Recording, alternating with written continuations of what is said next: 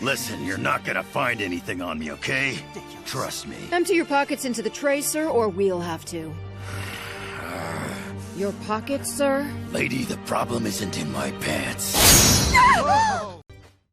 Welcome back to Thinking Critical. This is Wes, and it's time for the final comic review of this week. And today I'm going to be talking about giant-sized X-Men Magneto. And here to talk about it with me is my good friend Nalo. How are you doing? I'm doing great, Wes. Happy to be here and having X-Men books come back out. And just want to shout out, if you're new to the channel, please like and subscribe. It really helps us out. Absolutely. Definitely, if you enjoyed the video, give us a thumbs up and consider subscribing to the channel. Now, I don't know that this is going to be a very long video because I'll be honest now, though. There's not a lot going on here. I'm really confused about these giant-sized X-Men issues. The giant-sized X-Men Storm book really was about Emma Frost and Jean Grey. The giant-sized Nightwing book was really about the New Mutants. And here we have giant-sized X-Men Magneto.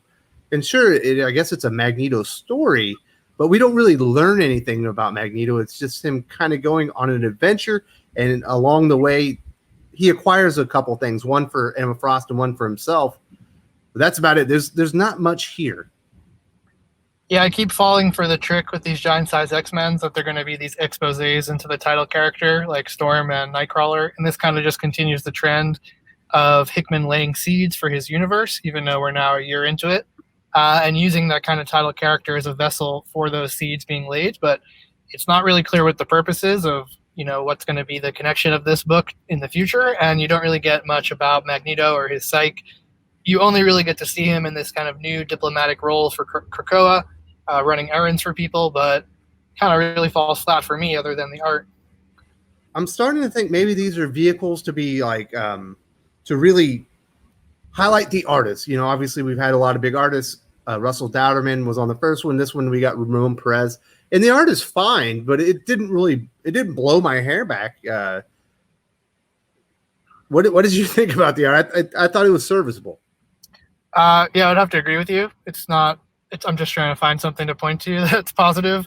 I like the kind of final reveal of Emma's final island form and had me intrigued with the kind of mother mold face, but it's serviceable. But like I said, the book kind of falls flat for me. Maybe in retrospect, it'll have these hidden reveals in it, but right now this is not what I'm looking for the X-Men coming back in full swing. No, I'm with you. I'm extremely disappointed. And like I said, the art's serviceable, but at some places, Magneto's face looks kind of off. There's no really big moments that you're like, oh man, I can't believe it that Ramon Perez really went out there. Obviously, he wasn't supposed to be the original artist on this book. It was supposed to be, I believe, Ben Oliver, and he got kind of replaced at the last minute. And you can kind of see it in the art. It looks a little rushed to me. Yeah, it may be. Also, in terms of plot, I'm not super familiar with the mythos of Namor or Atlantis, and so that's also like kind of outside the scope of a Magneto story. And yeah, I don't have that much to add about this book, to be honest with you. Yeah, so let's just kind of go through some of the events. Oh, at the beginning, we see Magneto. He's kind of moved over to an island. He wants to talk to the owner of the island because he wants to lease it for a friend. Somebody's looking to acquire island. It turns out the owner of the island is Namor, and he decides. Although I thought Namor was a villain now, but apparently not really with the mutants. But I thought he hated the mutants. I'm not really sure. He does talk down to Magneto a little bit, but he says, "You know what? Let's talk about the deal. But first, I need you to go underwater." And they go under the sea, and they find this big Atlantean seal from an old Atlantean king on it, and they need to go in there because Namor's looking for some people that they lost. So he's using Magneto to remove the metal door, and then they come in, they encounter a Kraken. They encounter a Kraken right away that bursts out, and then I was a little bit confused with the art. Either they go inside the Kraken or into a tunnel, but they seem to find their lost friends in some other deep water. No, they don't. They get eaten by the Kraken. I did figure that part out, but I had to zoom in really far in my tablet to figure that out because I couldn't figure out where they went either. But the Kraken consumes them, and it turns out that is where their friends are, but they have long passed. And they encounter these three witches, and they basically get the you remember Indiana Jones and the Last Crusade, choose wisely. There's 3 posts. On one post there's a big shell. On another post there's some type of jewel, and they say choose the shell or the jewel. If you choose correctly, you can live. If you choose incorrectly, you die. Namor chooses the shell. That was incorrect, and it looks like they're going to die. But they say, Magneto, you can choose as well. There's only one choice left, but he recognizes there's actually 3 pillars. He figures out their little quiz or whatever. He figures out the puzzle that he actually needed to choose what was in the empty pillar, and it ruins their plan. And the witches are upset, but you don't know why. You don't even know why they're there. I don't know if this is like steeped in Atlantean lore. If this is, I don't even know where this came from. But it turns out there's a key in there, and they go back to the island, and Namor agrees to sell it to Emma Frost. And it turns out, yes, the freighter that he's brought along actually has the components to build her new like mansion on the island. And then he plants a seed to Krakoa, and she comes over, and he keeps the key.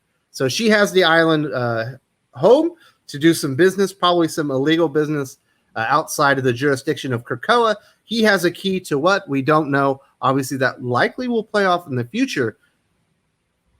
I think that's the story. Yeah, I think you summarized it pretty well.